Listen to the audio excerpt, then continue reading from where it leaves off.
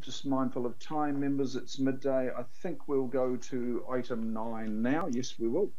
We'll go to item 9.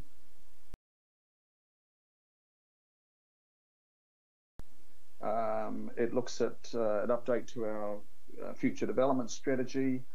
And this is in response to the National Policy Statement on Urban Development. Even though we have a future development strategy, and we revised that, Nadine. So Victor, General Manager of the Auckland Plan Strategy and Research Team. The motions before us here, which I will move, and if I can have a second, please, to endorse the approach as outlined. I won't run through all the motion. The second came from?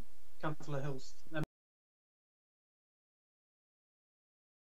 So it's A, B, C and D as on the screen there. I will hand now to both Jacques Victor and Claire Gray to introduce the item. Kia ora, Chair. Now we will just go straight to Claire.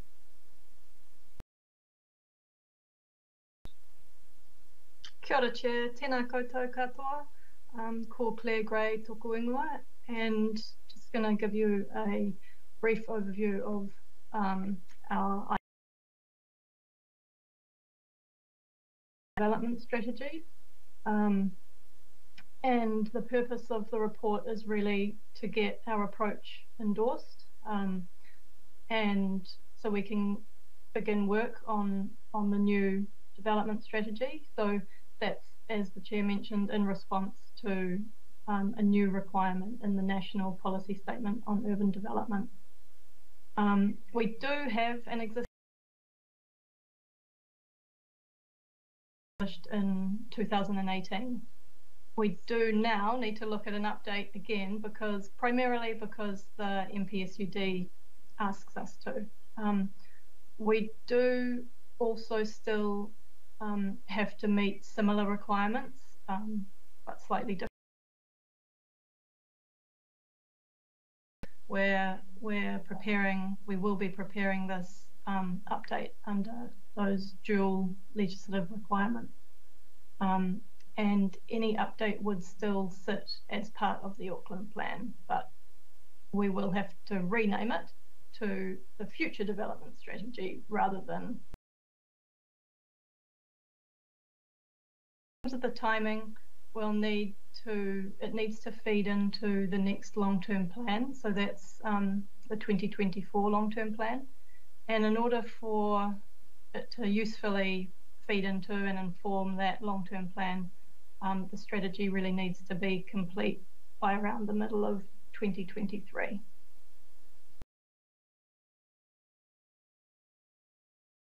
So this work is all under that big umbrella of the National Policy Statement on Urban Development, and I'm sure you'll remember that throughout this year we've had a series of planning committee workshops and reports that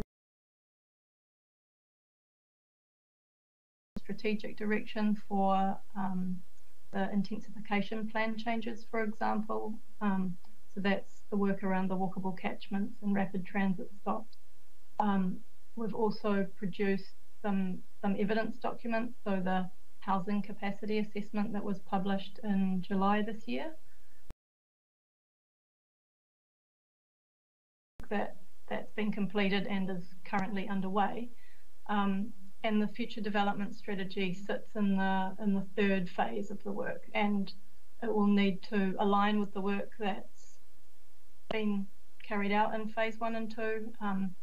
And it's probably also worth noting that there are ongoing requirements. So, for example, in requirements, and we do need to produce our next housing and business capacity assessment this time. So all of that information feeds into the future development strategy as well. Just a bit about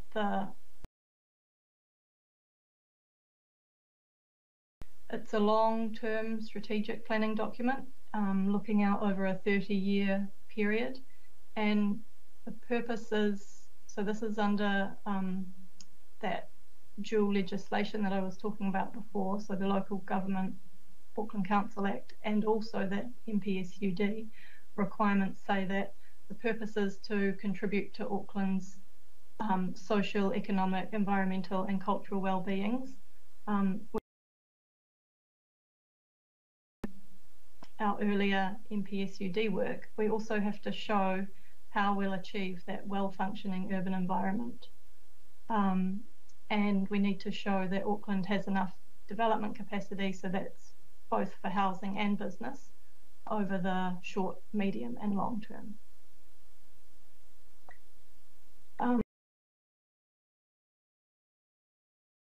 The sort of dual legislation, there's quite a list of requirements that we do need to cover in the future development strategy. But I've picked out a few of the key aspects here. So the first one there, when we're preparing the strategy, we should involve hapu and iwi early and in a way. And the future development strategy itself actually has to include a statement of values and aspirations for urban development. So the key there is really that the early engagement is a must and a really good thing that we'll be doing next into the strategy itself. The second and third bullet points are a couple of the big challenges that we have in developing the strategy. So spatially identify, so that's really show on a map.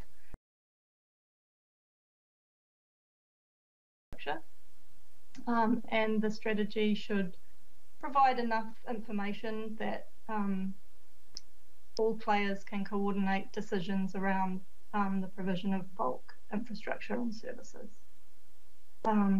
It should also provide the basis for plans, regulatory plans and funding programs. And that last one there, the future development strategy should take account of areas that might not be appropriate for development or that need protection. So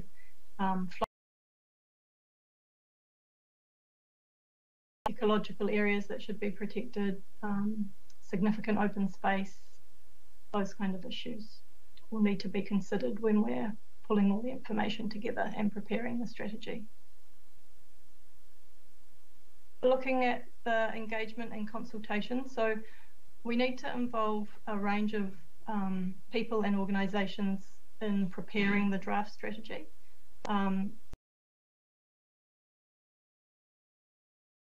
We'll work on an engagement plan and that would mostly be through next year, but I've picked out some of the key groups here. So local boards, as well as developing a plan for working with local boards. We're proposing that the local board chairs are invited to any planning committee workshops on the future development strategy.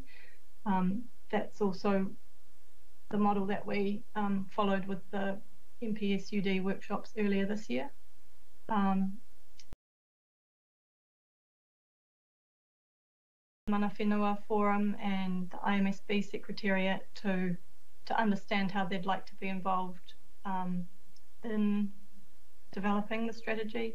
And we are also working with other related council work programs, so to align our engagement as much as possible. So for example, the Transport Emissions Reduction Plan and the other MPSUD intensification work.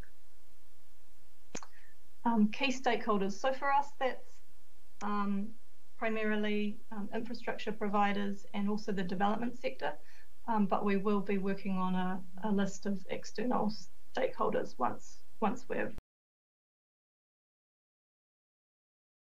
And central government agencies. So we are required to engage with central government agencies, and we're proposing that we'll do that on an individual basis, but we're also proposing to use an existing working group, so the joint central government and Auckland Council working group. And then consultation, so that's on the draft strategy itself.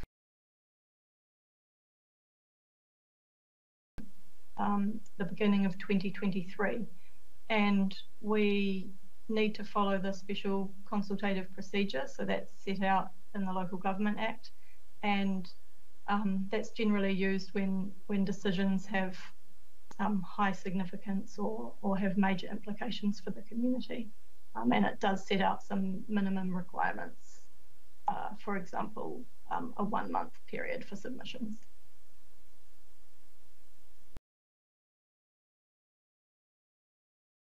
You'll see a gap around the fourth quarter of next year. That's just to acknowledge the local elections.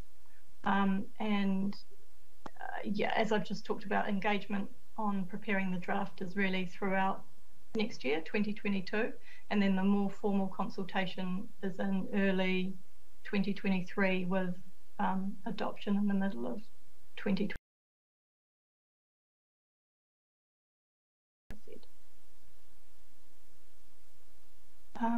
So we're also proposing that a steering group is set up to guide during the duration of the project.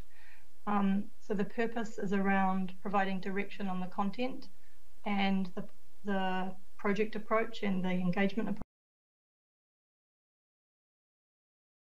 for that group to endorse the draft strategy before we brought it back to this committee for approval. And the proposed membership is up there on the right hand side. So I'll just give you a moment to digest that.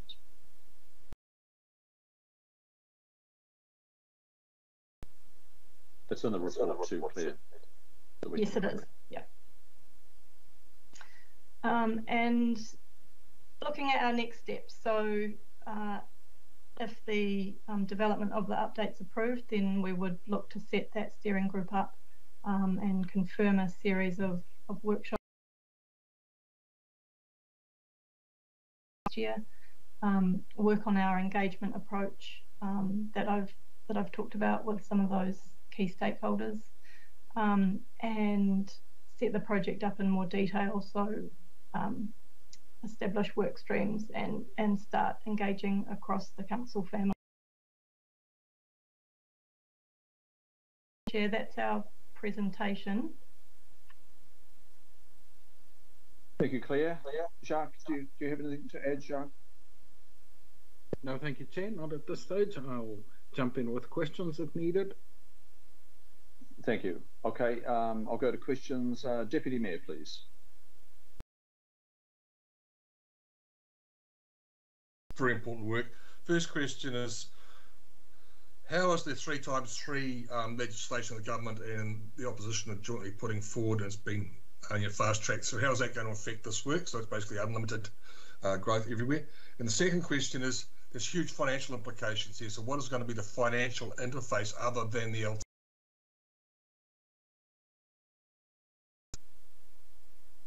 Through you, Chair. Thanks, Deputy Mayor. Claire? Yeah. So on the first point, yes, the kind of baseline for our work has completely changed since 2018.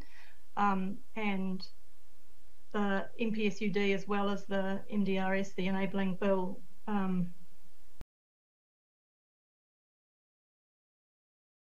our perception of where and when growth might happen. And I think that is something that we're going to have to obviously work through in the strategy. The timing of it is helpful in some ways, in that the enabling bill has introduced. So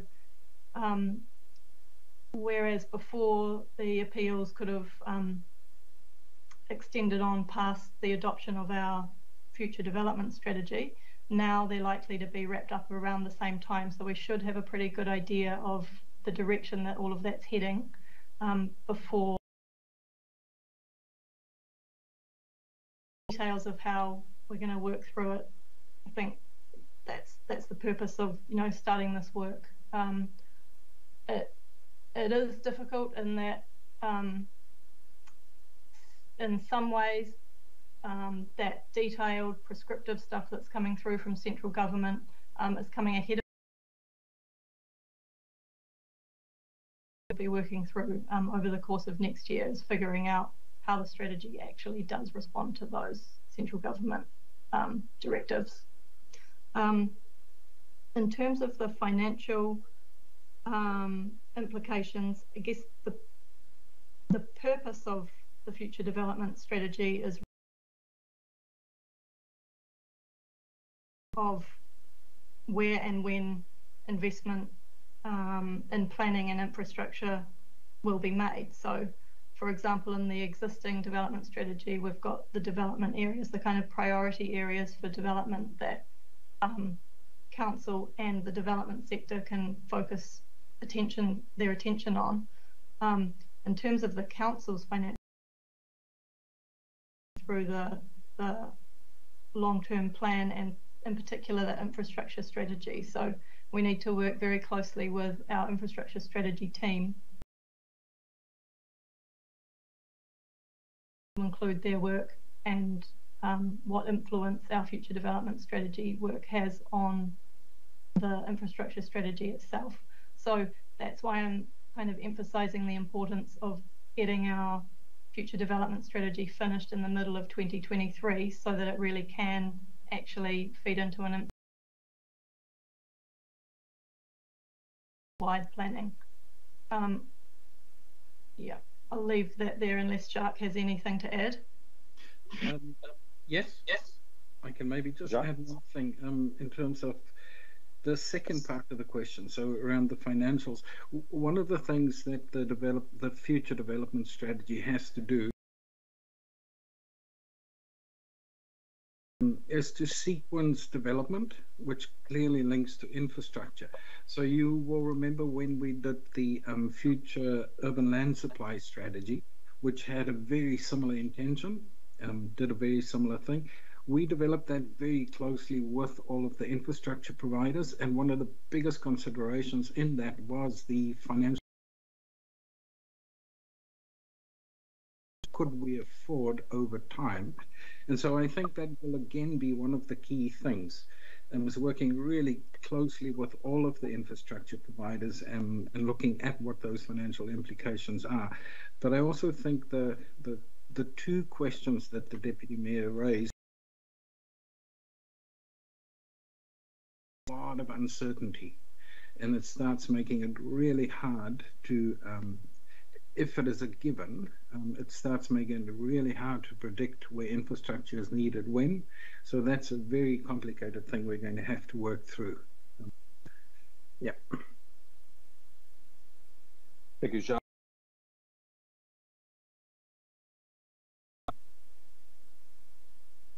Very well, thank you, both to Claire and to Jacques. Because I think the point I'm trying to make is the uncertainty here, Mr. Chair, and your development just can't happen without the enabling infrastructure, and the enabling infrastructure can't happen without the enabling finance tools. And some of those things are strategically not in place at all, which is facing, especially with a 3x3. Certainly are. Thank you, Deputy Mayor. Councillor Walker, please. Councillor Walker. Sure. So got a few questions. You can almost certainly help me, Claire. This strategy that we're talking about here strikes me as being pretty. Would you say it's fairly up there as far as the significant work that council's undertaking? Through you, Chair. Yes. So it is our current development strategy sits as part of the Auckland plan. So it's one of. Okay. The other question I've got just goes to engagement with council as a whole and governance. Just on the list of people on the steering group, I don't see anybody there from finance, for example, I would have thought that that was pretty down to money and investment. So is there some reason why that's missing? Back to you, Claire. Or Thank Jacques. you, Chair. Jacques, perhaps through you, Chair. Jacques. Yeah, no, sure. Councillor Walker, that probably is an oversight on our part.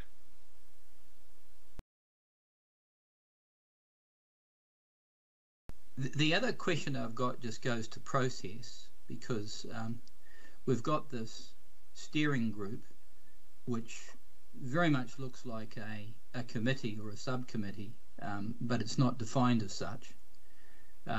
Obviously, there's some thought or the like, or you mentioned workshops. So why can't we just deal with this in committee? Why do we need the separate steering group that I would have some issues over the selection of it when there's a need for council as a whole for that? Jacques, is So that question is directed to Claire or Jacques. Through the chair, yep, I'll take that one. Councillor Walker, we were trying to find a balance. What we know from doing this previously, sorry again, my camera, what we know from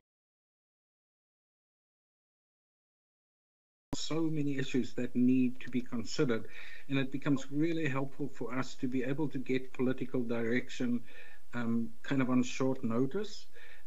But like I say, we try to find a balance between that. So having a group, and maybe not everybody can always meet at that time, but having a group that gives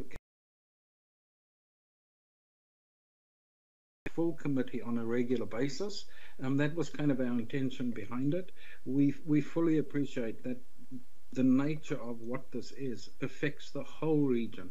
And so all elected members will have a very high interest in this. And so hence coming to a full committee with, it's really helpful to have a group of people that we can go to and test a few things and get some initial political direction. So that was just the thinking behind it. So my further question that goes to that is, and correct me if I'm wrong, but I would have thought that councillors generally were very accessible via email, that it was inclusive.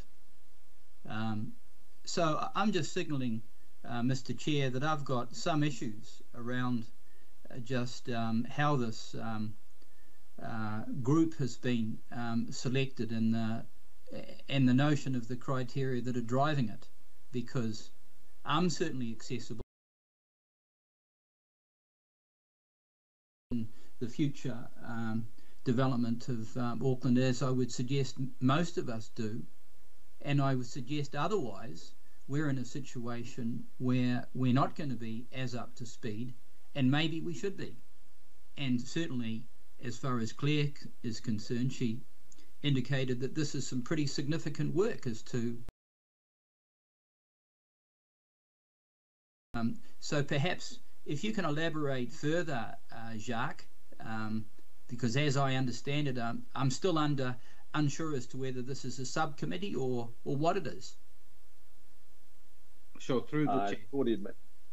Jacques, continue. It's certainly not intended to be anything like a subcommittee. It is really just a group of broad range of responsibilities through committees and things that they sit on. It really is just a group for us to be able to test things. I hear what you're saying about engaging with councillors directly, and that's something the committee surely can consider. But like I say, from our point, given the vast extent of the work, and like I say, the complexity that sits in this, but appreciate what you're saying. That's probably a decision for the committee rather than for us to comment on more. Thanks, Jacques. Member Wilcox, please.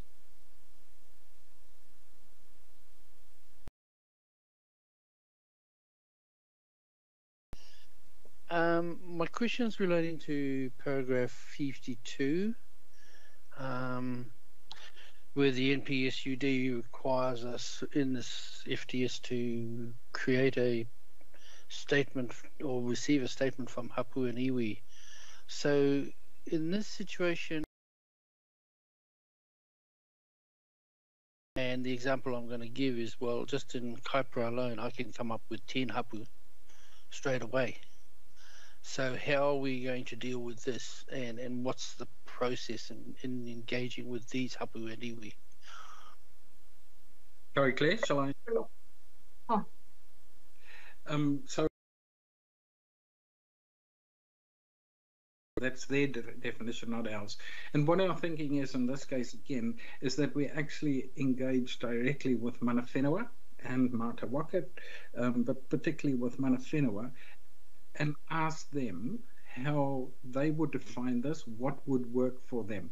So we are not proposing any particular process at this stage because we think that is something that has to be developed and thought through to define Hapu and Iwi. So are we asking the Mana Whenua Forum to provide that definition to us? Because I'm just kind of a little bit concerned over that. I think we need to have some more concrete things than we go out and say, oh, well, we've defined mana Hapu. Waikato might have a totally different process. Northland again may have a different process. So I think we need to seek more information and more guidance as to what concrete makes up a Hapu. Otherwise, and then the next minute we're all in the Waitangi Tribunal. Yeah, no, very fair point, Member Wilcox. Our intention was to not only engage with the Mana Whenua Forum, but also engage with the 19 iwi directly to ask them how.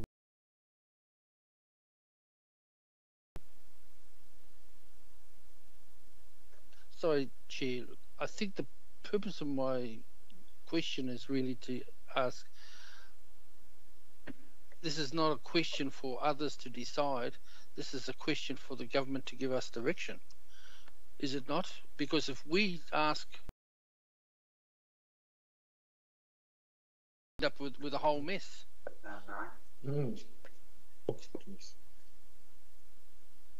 Through you, Chair. Back to you, Jacques. Oh, sorry, Claire. Go with Claire. Yeah. Kia ora, Member Wilcox. Just to add that it is something that we've been struggling with because this is the Hapu. I appreciate your comments and would love to work through the IMSB Secretariat and others to kind of figure out who is best to define that. If it is central government, then we can certainly include that as part of our discussions with them. But I guess that's one of the key issues that we're probably developing an engagement plan and planning to go and engage with individual iwi. Perhaps we need to think about our approach on that and tailor it more to the Hapu level. It's tricky and it is something that I've been thinking about, but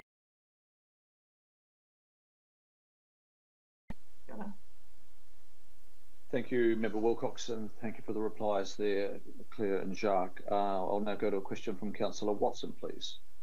Yeah, thanks. Just following up on that work program that appears at point 2 with workshops, meetings. Obviously, the assumption is that they're all informing the work of this. Of this group. It will be synchronized, won't it?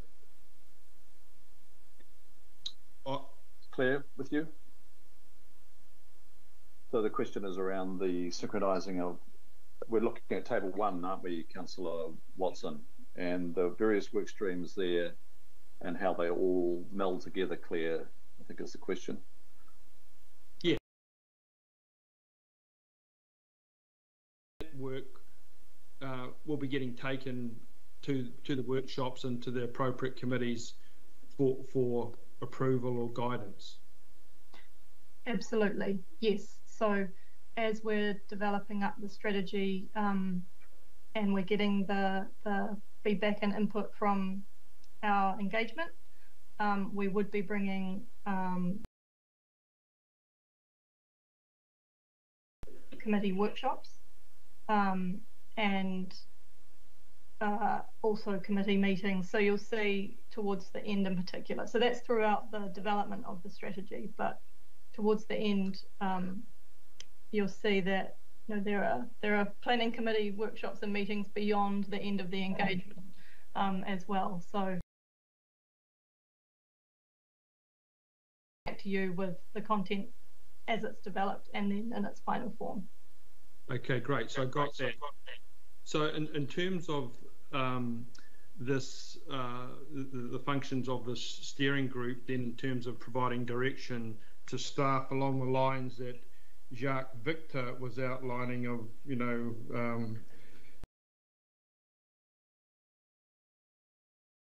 quick feedback, etc., which he said is very helpful from his point of view.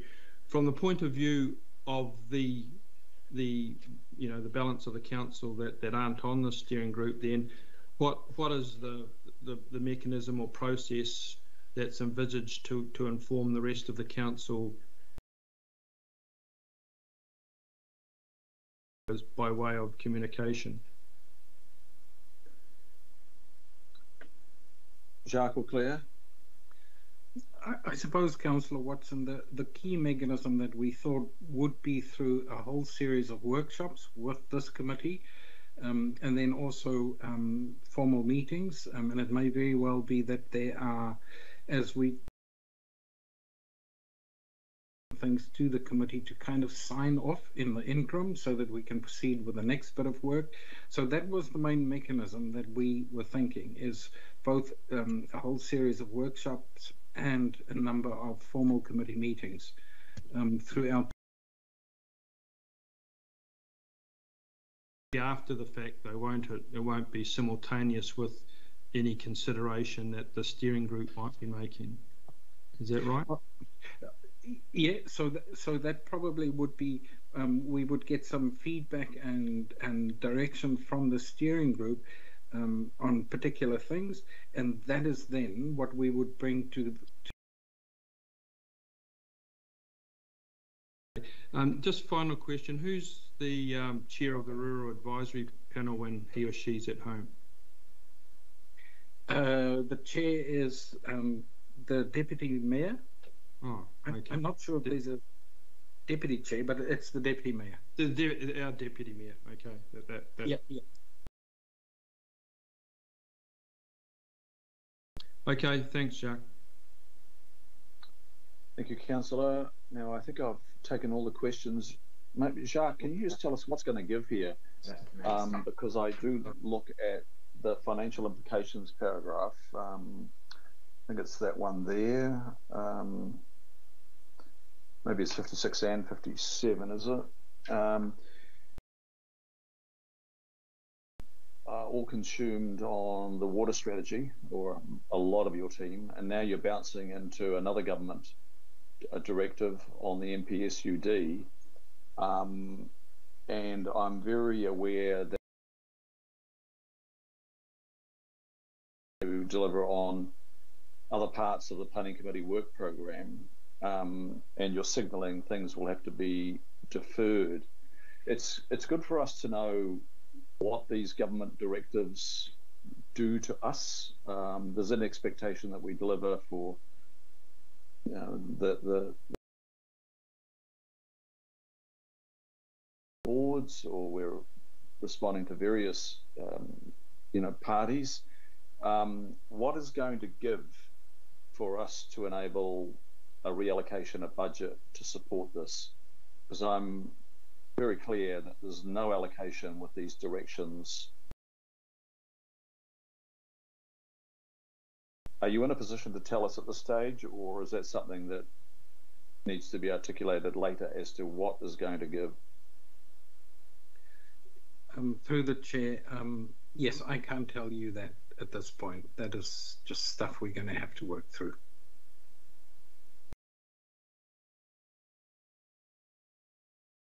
Now, and it's going to be under immense pressure going forward. Now, I know, Jacques, you are never ever going to say to this committee that you're under the pump, but I know that your team has hardly had a weekend for some while. Unit that's been responding to the MPSUD. So I think at some stage, Jacques, we are going to have to be told what is going to give to accommodate the government's work. And maybe that's something that needs to...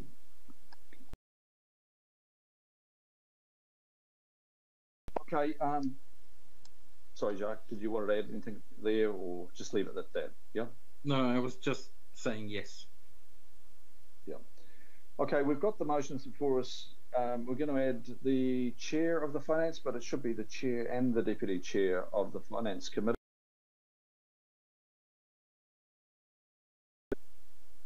Simpson with us. Councillor Henderson, you're with us, aren't you? Councillor Simpson is not, but Councillor Henderson is. Councillor Henderson, can I just go to you on behalf of both that change at Roman 4 under C? Question to you. Nope. Okay, we'll put it in. I've got a job. So it's moved and seconded. Any comments? I'm not seeing anything. I'll put the motions then. All those in favour say aye. Aye. Aye. Aye. Aye. Contrary, no.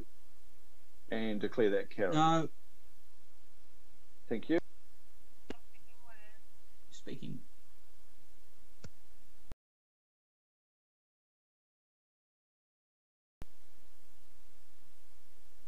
Can't hear, Mr. Chair. Speak up. Speak up, please. You're on mute, Chris. Sorry. Stand adjourned now, and we'll reconvene at 10 past.